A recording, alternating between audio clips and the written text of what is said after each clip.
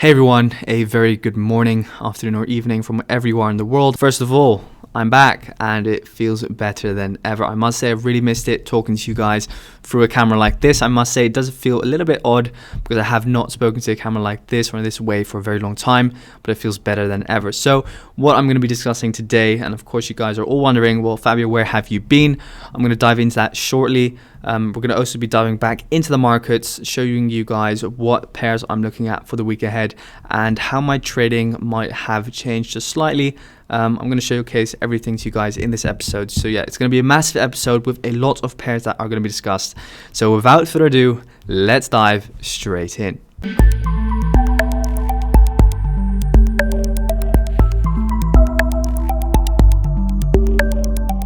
So yeah guys, first of all, of course, the big question in the room, where have you been, Fabio? So yeah, just get straight to the point. I've not really been myself for the past month, approximately 1.5 months.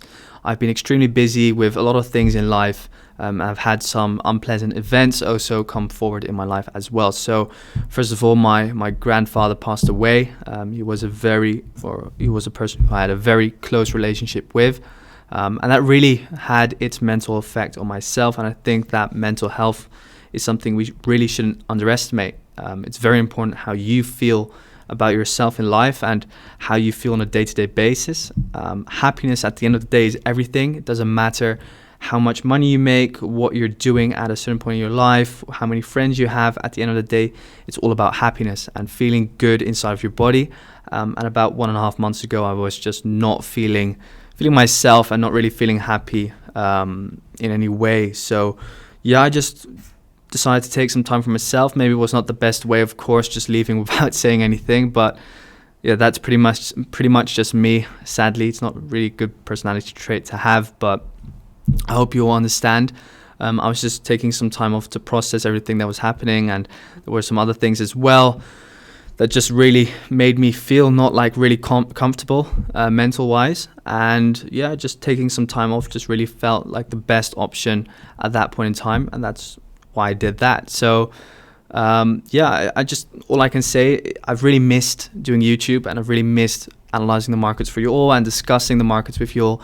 So I'm really happy to be back and being able to do that, because I'm really grateful for having a platform like this where I can really express my thoughts and my opinions on the market and really network with all of you and build a relationship with all of you like we've been doing for the past year, because at the end of the day, I've been uploading for over a year now.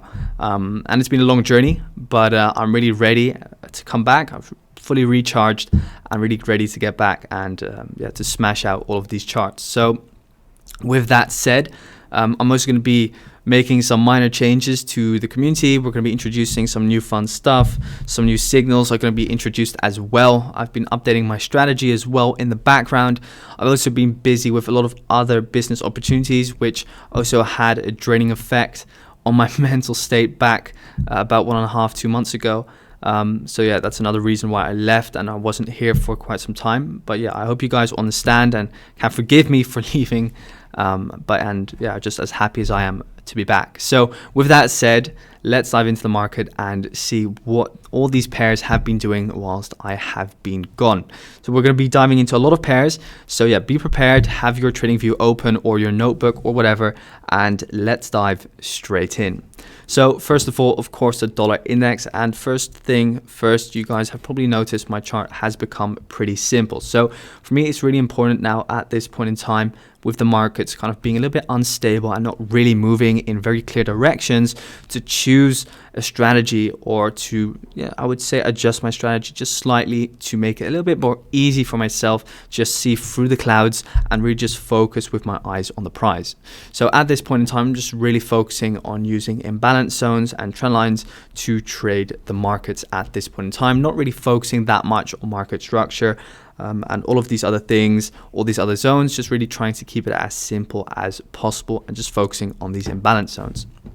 So first thing first, of course, we've been seeing this massive rally on the dollar index up in towards the highs. Just really moving up and up and up. And as you can see, there is still some room for further upside, in my opinion. As we look at the overall market, we can really see that we're stuck inside this. Let me just change the color over there. That was not supposed to happen. Still trying to get back into things over here, as you can see. But over here, it all started pretty much with this dump downwards in towards this low, then back in towards these highs, back down in towards this low. So we pretty much just have this kind of ascending channel going on. And as you can see, what's really interesting about this ascending channel is that we took a fake out on that second high, right? So if you guys still remember my kind of analysis from quite some time back, of course, if you have an ascending channel or an ascending wedge, what you have is like a 1, 2, and then the third touch over here is what's going to cause the dump, or a fake out on the second high is what's going to cause that dump. And as we can clearly see, it really worked perfectly on the dollar index. We made a beautiful fake out on that second high and have been dumping ever since. However, if we just look at kind of the macroeconomic events, and if we look at simple supply and demand dynamics, there is still supply to be met over here on the weekly time frame. Yep. So on the weekly time frame, if we look, okay, what have we been reacting to? You can clearly see it was pretty much this buy before the big drop, right? So this kind of supply zone over here, this buy, inducing those buyers at this support level, and then boom, big drop off. So that's what caused the market to dump this area of supply, and of course in combination with that second touch on the ascending channel. And then furthermore, what you also see is kind of like this liquidity kind of trying to push in towards that supply zone, fails to do so, liquidity being built above, then again this high failing to take out that high, even more liquidity above these highs, and then what happens? Boom, skyrocket above it, and straight away bearish reaction. So that bearish reaction was kind of pretty much timeable, I would say. So on the weekly, we know, okay, we're reacting to supply and to that second high over here with liquidation happening over there. But if I look at the daily, I'm pretty much focused on this area over here, this buy before the sell-off, and that zone, the way I've drawn it from body to wick, has not yet been touched. So I still think we could still see some more upside on the dollar index. Looking at this overall chart for the rest, what do I expect? Furthermore, let me just make the chart a little bigger. So this area of imbalance over here is what caused the drop off from this trend line. So here we have supply, over here we have demand. So I am expecting slightly more downside from the dollar index, approximately in towards that key level. I don't use key levels, but still of 100 to approximately 101. That's kind of the zone that I'm looking for a drop further on the dollar index, and then from there we can start looking for those longs. So yeah, pretty simple analysis, not really going to dive in towards those lower time frames, but that is pretty much it. Quickly looking at the 4 hour, as you can see, there's not really much structure going on. So just focusing on the daily, I would say that it is logical for this pair, or for this index, excuse me, to move down slightly lower in towards 106.25. So with that said, let's head over to Aussie dollar.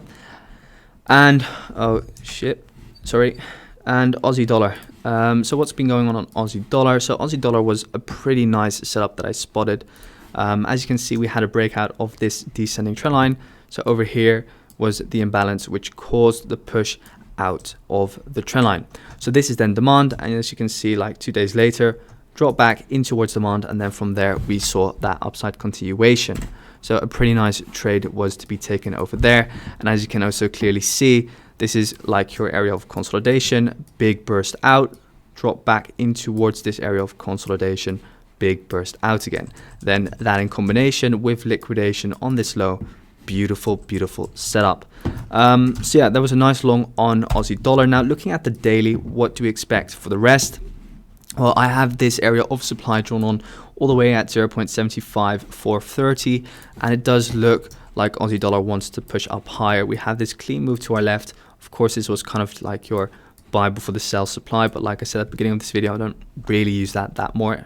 I'm not really using it that often anymore, excuse me. So now what can we further expect?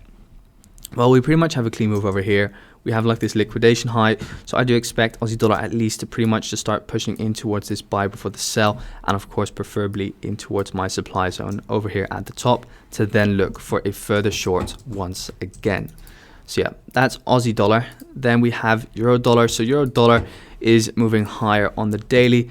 Looking at this area, this buy before the sell-off, with this being my supply zone, looking for shorts from there for a pullback back down in towards my demand zone to then look for longs again. Yeah, that's pretty much it. Just looking at market structure. This is your market structure with the push down, the pullback, the push down, the pullback, the push down, breakout, break of structure over here, moving up in towards supply, expecting a pullback, because after break of structure, what do we expect? We expect a pullback, and then looking for longs once again in the future. Then quickly drawing in a Fibonacci. What can we then see?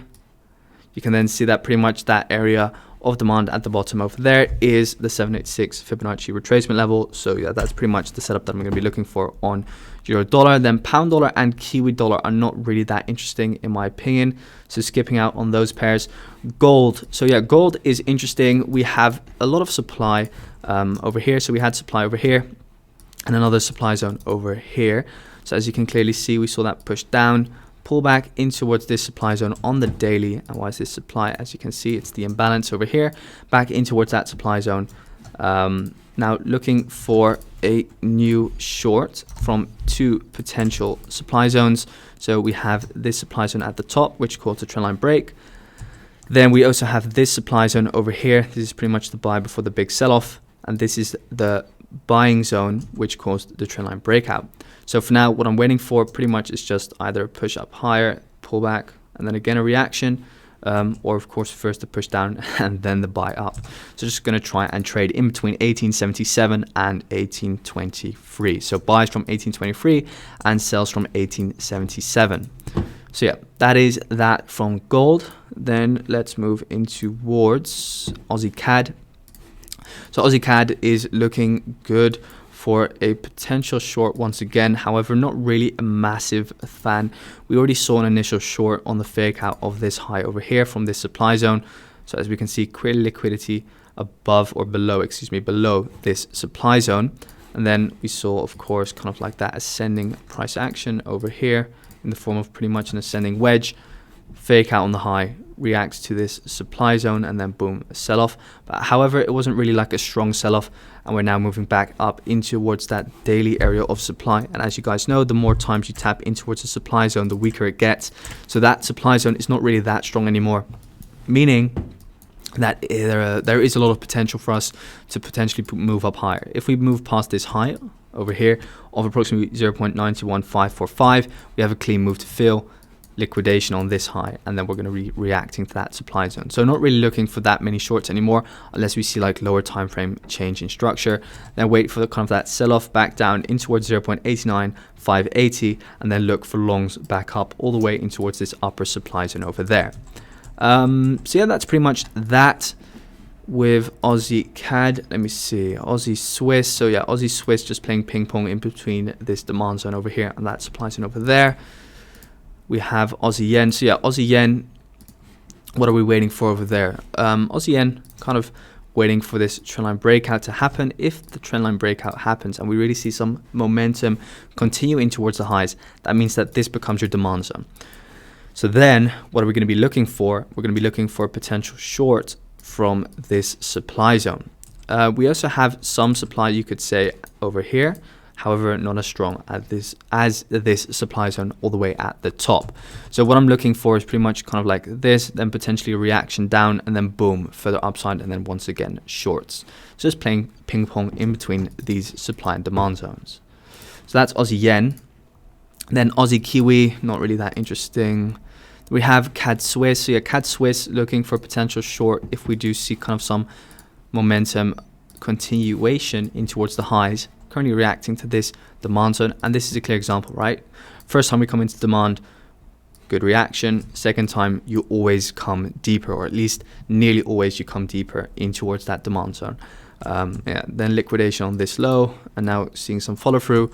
Currently coming in towards this imbalance.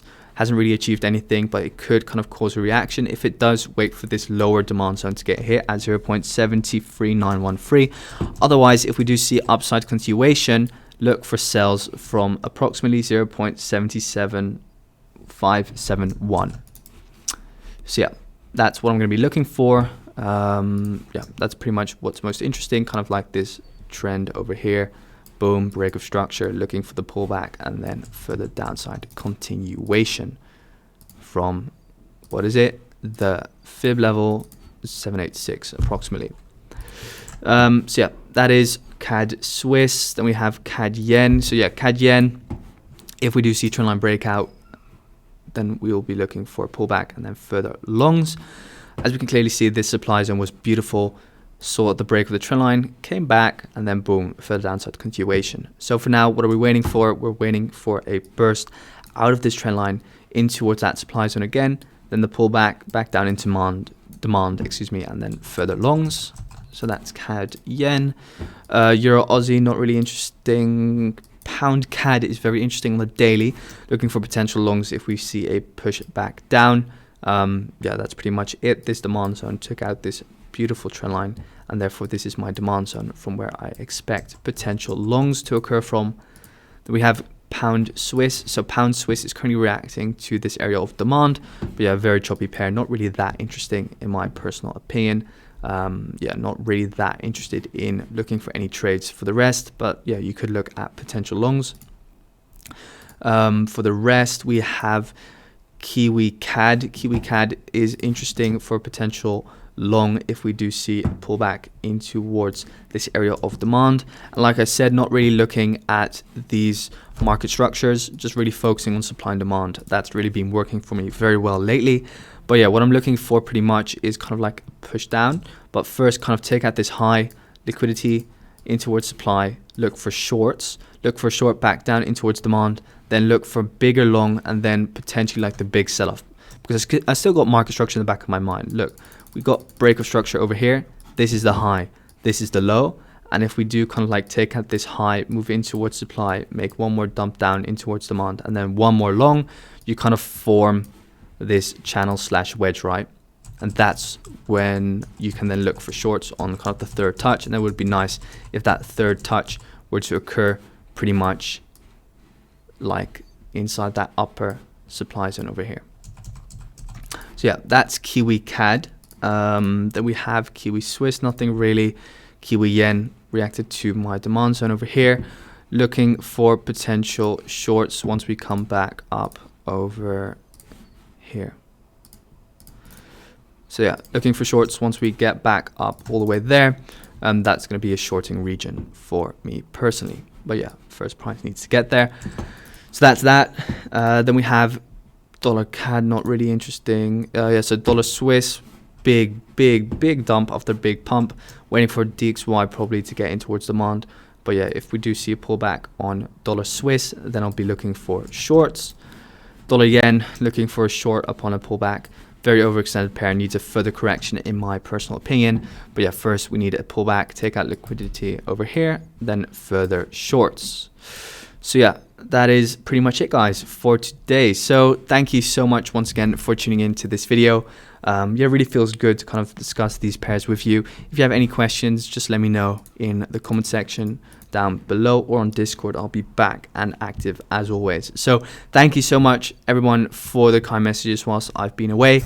Really means the world to me, and I hope you guys accept my return, and I really look forward to what is to come. So yeah, I'm gonna still be uploading videos, not daily most likely anymore, but most likely what I'm going to be doing is approximately 2 to 3 videos every single week, and more kind of like in-depth videos about the market, what's going on, what are interesting trades that I took, etc, etc. So kind of more interesting pairs. And then if you have like any analysis requests, just do them on Discord. So yeah, thank you so much for tuning in, guys. I wish you all a fantastic day, and we will speak very, very soon. Thanks, guys.